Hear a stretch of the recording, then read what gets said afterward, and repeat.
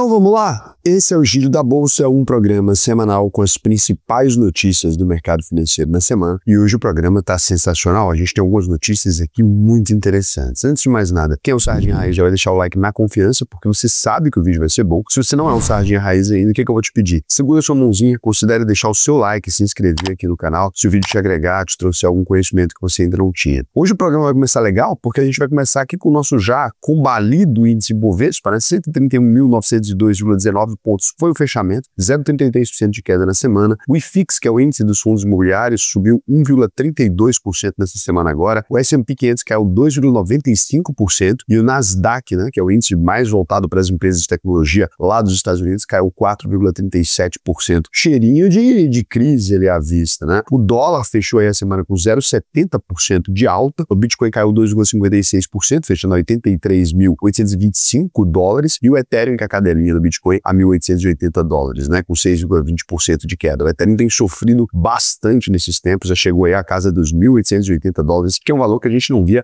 há muitos anos, né? A gente teve uma semana aí muito interessante no mercado financeiro, com dados que são essenciais para a gente entender como é que está funcionando aqui a nossa economia. Então, de cara, o que a gente tem é a bolsa voltando a cair depois de 3 semanas de alta, com a parte do capital estrangeiro voltando a sair do Brasil para os Estados Unidos. Tinha entrado bastante capital estrangeiro, mas talvez o dado mais importante foi como anda o mercado de trabalho no Brasil em meio a toda essa discussão, inflação e juros altos aí. E aqui é onde a gente já tem aquele velho dilema, né? Nesse cenário de alta generalizada dos preços, o ideal seria que a economia desacelerasse um pouquinho para dar um pouco de fôlego para a inflação. Como é que é isso, né? Se a gente tem uma diminuição dessa demanda, se a gente tem menos dinheiro circulando, a gente costuma ter os preços caindo. Mas o que aconteceu foi o contrário. O Brasil criou 432 mil empregos formais em fevereiro, o recorde do CAGED, com 40% de alta aí na comparação com fevereiro de 2024. E quando a gente olha só o PNAD, que também considera os empregos informais, até teve um aumento aí de desemprego para 6,8%, mas o número de carteiras assinadas e a renda média acabaram subindo. E aqui é um momento onde talvez você pense assim: são notícias maravilhosas. Essas notícias, realmente, na geração de emprego, cargos, pagando melhor, etc., elas são uma boa notícia. Só que isso, somado ao gasto que a gente está tendo do governo, cria um cenário que pressiona a inflação. Então a gente acabou de aumentar os juros. O Banco Central estava olhando esses dados aqui, esperando uma resposta do mercado a essa medida que foi aprovada. E o Banco Central está procurando, então, a desaceleração da nossa economia para segurar a inflação. Senão vai chegar num ponto que a gente não vai conseguir mais comprar as coisas de vida, ficando muito caro, né? E aí, a gente teve uma deflação até maior do que o esperado no IGPM, chamado inflação do aluguel, né? Mas o indicador mais importante, o IPCA, que é o que a gente chama como meio de inflação, né? O índice de preço ao consumidor amplo, vai medir o preço de todos os produtos e serviços, ele subiu 0,64% a mais aí na prévia de março, com uns destaques bem negativos, com a alta do ovo de galinha, que subiu 19%, o tomate, que subiu 12%, o café moído, que já estava absurdo, subiu mais 8%, o preço das frutas mais 2%, além da gasolina, o diesel e do etanol. Então o que a gente percebe aqui é que está ficando extremamente complicado, né, para o brasileiro médio conseguir sobreviver mesmo, porque na falta de carne vamos pro frango, na falta do frango vamos pro a falta do ovo, a gente vai para onde, né? Então começa a ficar um pouco mais complicado o brasileiro com essa aquisição da proteína. Isso aqui não tem a ver necessariamente com o problema interno do Brasil, tá? É importante a gente ser honesto aqui com relação aos problemas. A gente teve um problema nos Estados Unidos, aqui nos Estados Unidos, né? Eu tô em Miami, e dado esse problema que teve aqui, eles começaram a importar mais ovos, o que mexeu no preço dos ovos em todo o mercado, né? E aí essa combinação de preços subindo, mercado de trabalho ainda aquecido, é preocupante para a economia. E mesmo que em algumas áreas a gente já esteja sentindo a desaceleração, como é o caso da indústria e do setor de serviços, o mercado de trabalho é um indicador muito forte pensando em política monetária do Banco Central. Inclusive, na véspera da divulgação desses dados, tinha vazado a informação de que o CAGED vinha forte. E isso já fez os juros futuros eles subirem com a taxa DI para janeiro de 2026, passando dos 15% ao ano. Lembrando que o Banco Central tinha subido a Selic para 14,25% e na ata dessa reunião divulgada na semana, os diretores reforçaram que o cenário de inflação é preocupante e já deixaram contratadas mais 2 altas menores nos juros nas próximas reuniões do Copom em maio e junho. Sim, o Gallup não vai parar de subir os juros, que é o que a Glaze Hoffman tinha dito lá atrás. A gente sabia muito bem que não existia possibilidade técnica disso acontecer. Agora, simplesmente continuar subindo os juros não está se mostrando uma estratégia muito eficiente, né? Não sei se o Banco Central percebeu, a gente está com inflação advinda de outros lugares também. Então aqui a gente vai começar a ter que discutir economicamente uma outra estratégia. Só subir juros não é um bom plano, não está resolvendo o problema da inflação, ela não está cedendo, tá? E aí um detalhe positivo é que a maioria desse Copom foi escolhida pelo Lula. e até agora eles estão mostrando uma certa autonomia e independência nessas decisões da Selic, o que deixou o mercado um pouco mais tranquilo, né? Esperava-se talvez que a equipe do Lula fosse tomar decisões menos técnicas e muito mais, talvez, políticas ali para ajudar o Lula, mas até o presente momento não. Inclusive a gente teve a divulgação do primeiro relatório de política monetária na gestão do presidente Gabriel Galípolo. É um documento que substitui o antigo relatório trimestral de inflação, e o Banco Central projetou aí uma inflação acima de 5% no fim do ano, estourando o teto da meta, que é de 3% com margem, de 1,5 percentual para cima ou para baixo. Normalmente a margem é feita para ser utilizada, tá? E para o PIB, a expectativa foi revisada para baixo, com um crescimento mais modesto, caiu de 2,1% para 1,9%. Obviamente, né, com a taxa Selic nesse patamar, fica muito complicado. Mas o Lula acabou ignorando essas projeções do Banco Central e disse que o Brasil pode crescer 3% nesse ano. Será que vai? Fica aqui a pergunta, porque nos 2 anos anteriores agora, o mercado realmente errou todas as projeções de crescimento do PIB. O fato mesmo, né, além dessas ilações, é que muita coisa está acontecendo aí, e o que a gente não pode esquecer é que a questão fiscal, ela continua sendo a questão mais importante para o Brasil endereçar nesse momento. E uma preocupação dos analistas aí é com as medidas do governo para tentar aumentar a popularidade, pensando nas eleições que já são agora, no ano que vem. A gente tem algumas medidas polêmicas aqui, né, que podem acabar comprometendo as contas públicas e aumentar ainda mais a inflação, como o projeto de isenção do IR para quem ganha até 5 mil por mês, que eu sou totalmente a favor, e a liberação do empréstimo consignado para quem é CLT como garantia do FGTS. Isso é muito bom para os bancos, mas com certeza aumenta a inflação, o risco fiscal no momento que as contas não estão fechando e o buraco só aumenta. Então a gente deve colher um pouco mais esse problema. Em fevereiro, o rombo foi de 31 bilhões no governo federal, que considera as contas do Tesouro, do Banco Central e da Previdência. E aí, o ministro da Fazenda, Fernando Andrade, fez um comentário que caiu um pouco mal. Ele disse que poderia ter alguma mudança nos parâmetros do arcabouço fiscal, mas depois ele voltou atrás e falou que o pessoal entendeu tudo errado. Quem também deu uma ideia estranha aí foi o Geraldo Alckmin, né, que sugeriu tirar os alimentos e a conta de luz do cálculo do IPCA. Então, o que acontece? Essa ideia do Geraldo Alckmin, ela não é de tudo ruim. Por quê? Vou te explicar, tá? Calma.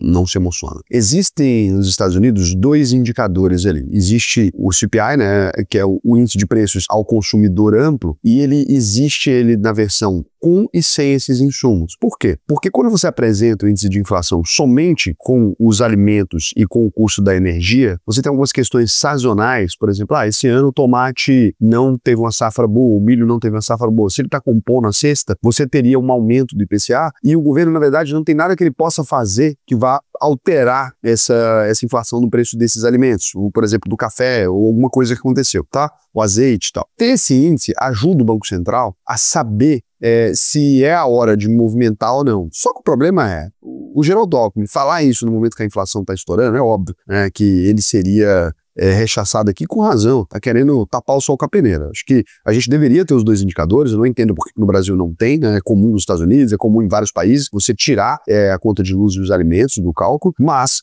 a gente precisa ter um pouquinho mais de atenção na hora de falar esse tipo de coisa no momento, porque fica parecendo que ele tá querendo maquiar os números, parecendo, tá? Tô te dando o benefício da dúvida aqui, mas não é ruim. Quem é contra informação, vê algumas pessoas falando, não tem que ter informação, quem é contra informação é louco, né? Não existe uma informação que faça mal pra gente.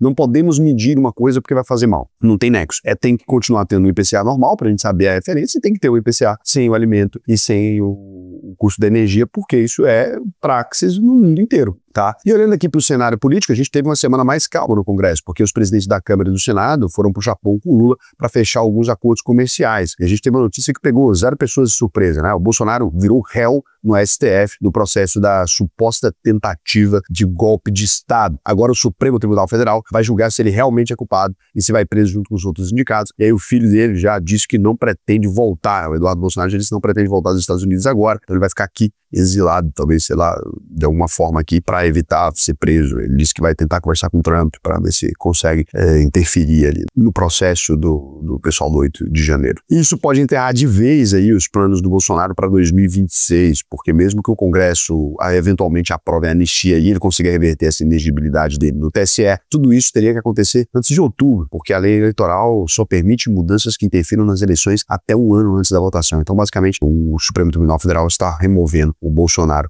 das eleições, né? Bom pro Tarcísio de Freitas aí, que é o candidato do Bolsonaro, acredito, né? No caso dele não poder sair candidato, até o presente momento ele continua dizendo que ele é o candidato, mas a gente vê que não vai ter como, né? Saindo um pouco do Brasil, a gente tem um cenário diferente nos Estados Unidos, com a direita indo muito bem, e literalmente todo mundo na expectativa do que vai acontecer na próxima quarta-feira, quando o Trump prometeu expor todos os países que cobram taxas de importação dos produtos americanos e aplicar as mesmas taxas como contrapartida, o que ele chamou de tarifas recíprocas. O Brasil é especialista em impostos, né? Tem tudo para ser um desses alvos dessas novas medidas, e quem sabe o Trump e o Lula não cheguem no diálogo e finalmente o imposto do Brasil caia, não porque o governo quer, né, mas porque os Estados Unidos vai obrigar, talvez. E seria muito bom. Inclusive, vou dar uma dica aí pra Chevrolet. Se os impostos caírem aí, podia vender aquele Suburban no Brasil. Andei nesse carro aqui, eu gosto desses carrão grandes, né? Lá no Brasil não tem ele. Põe aí a foto aí. Quanto que ele custaria, né? No Brasil, a importação dele, você paga 1.600.000. E aqui você compra ele por 300, 400. Acho que tá muito distante o preço, né? Do lado do Japão, o Lula disse que vai recorrer à Organização Mundial do Comércio contra o imposto de 25% que já tinha sido aplicado para o aço e para o alumínio do Brasil. E agora saíram várias notícias ao longo da semana falando que essas novas taxas vão ser de 10%, 20%, até 50%, mas ninguém sabe ao certo como é que vai ser esse tarifaço. Será que vai ser produto? Será que vai ser uma taxação geral? O que é fato até agora é que as tarifas estão afetando países como o México e a China, mas com efeito ainda bem pequeno no Brasil. Inclusive, algumas empresas estão até se beneficiando com tudo isso. É o caso, por exemplo, da Localiza, que subiu mais de 20% no mês, porque o medo dos preços subirem ainda mais fez as vendas de carros novos aumentarem. Isso reflete no preço dos usados e acaba aumentando o patrimônio da Localiza. No curto prazo, né? A longo prazo, essa medida impactaria eles também. E por falar em carros, nessa semana o Trump impôs uma nova tarifa de 25% para os carros fabricados fora dos Estados Unidos. Isso derrubou as ações de montadoras no mundo todo e fez bem para a Tesla, que fechou a semana com 2% de alta. O Trump também meteu o louco e disse que vai tarifar em 25% quem comprar petróleo da Venezuela.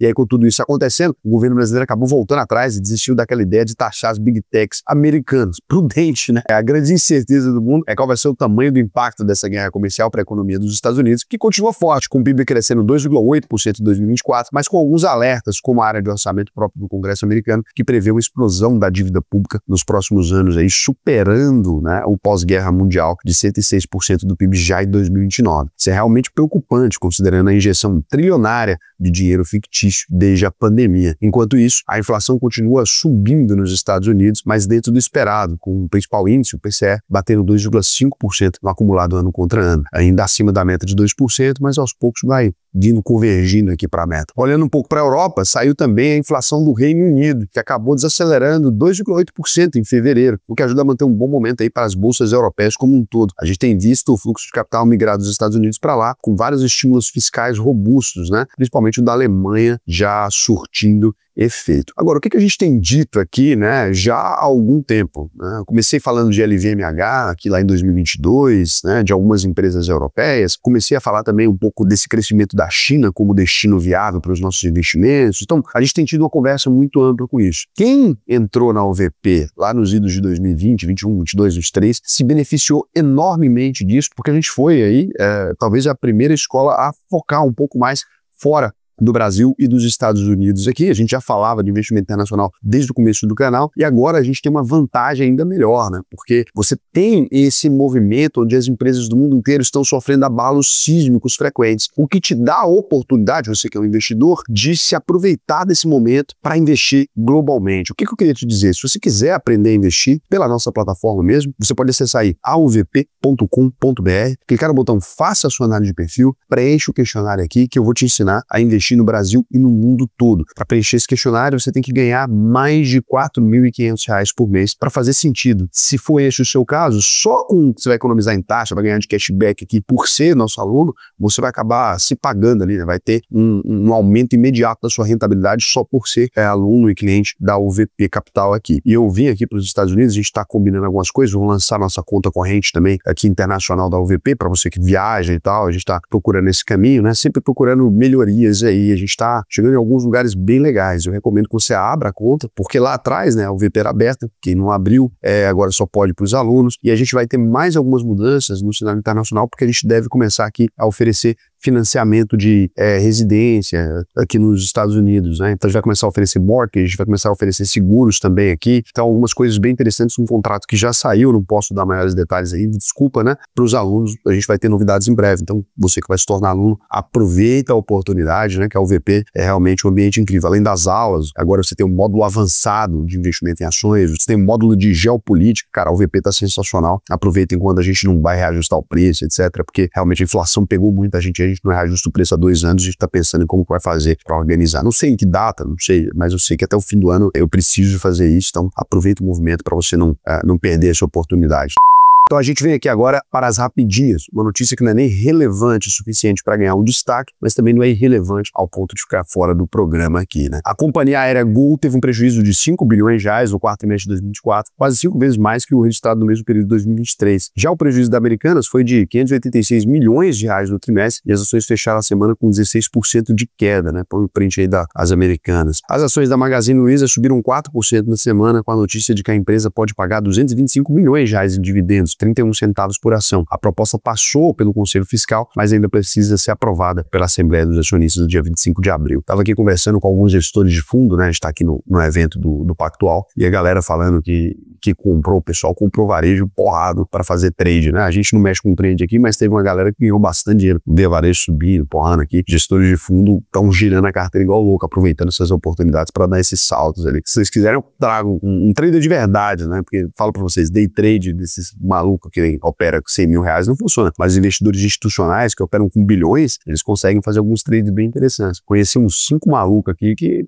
ruxa dinheiro, né? Se quiserem, eu trago uma entrevista com esses gestores aí. Essa galera, mas doido, tá? Não dá pra você imitar a estratégia. São caras que controlam para onde o capital tá indo, né? E as ações do grupo Vamos aqui, que atua na alocação de caminhões e máquinas pesadas, chegaram a subir mais de 20% depois da divulgação do primeiro resultado trimestral, sem considerar o segmento das concessionárias, que virou uma outra empresa, a Automob, a Mob3. O lucro no quarto trimestre de 2024 foi de 213 milhões de reais, com alta de 17% na base anual. Então, daí 7,60% de crescimento a 4,67%. A Eletrobras finalmente fechou um acordo com a União aí e ampliou a participação do governo na empresa de 1 para 3 cadeiras no Conselho de Administração, que tem 10 cadeiras, né? Ou seja, isso aumenta a participação de 10% para 30% nas decisões da empresa. Para ocupar uma vaga no Conselho Fiscal, o presidente indicou uma pessoa conhecida de vocês, o ex-ministro Guido Mantega, foi ministro da Economia no período da Dilma. E a ex-presidente Dilma Rousseff foi eleita para a presidência do Banco do BRICS com apoio do Vladimir Putin. Ela vai continuar recebendo um salário de 56 mil dólares, que dá mais ou menos 300 mil por mês, quase 4 milhões de reais por ano. Que legal. E a empresa americana Strategy, a antiga MicroStrategy, né, atingiu a marca de 506 mil bitcoins depois de comprar mais 7 mil unidades na semana passada. Agora o valor total das criptos ultrapassa 42 bilhões de dólares, com um preço médio de 62 mil dólares por bitcoin. E para fechar o programa, a gente traz uma notícia realmente relevante aqui. A seleção brasileira levou o chocolate da Argentina, 4-1 fora o baile.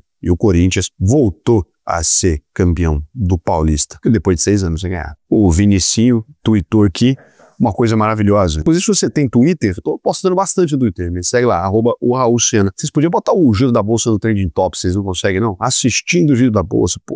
Eu sempre quis ser Trending Topics, mas olha aqui o tweet do Vinicinho. Medo de sair na rua com a camisa do Brasil apoio ao Bolsonaro e me confundir com um torcedor da seleção brasileira. Tá triste pras amarelinhas, viu? Tamo mal, tamo em baixa. E o Neymar nada, né? Pô, tava conversando com o motorista de Cuba aqui. Os caras poderiam em Cuba, tá, gente? Ao contrário da galera de esquerda fala no Brasil, né?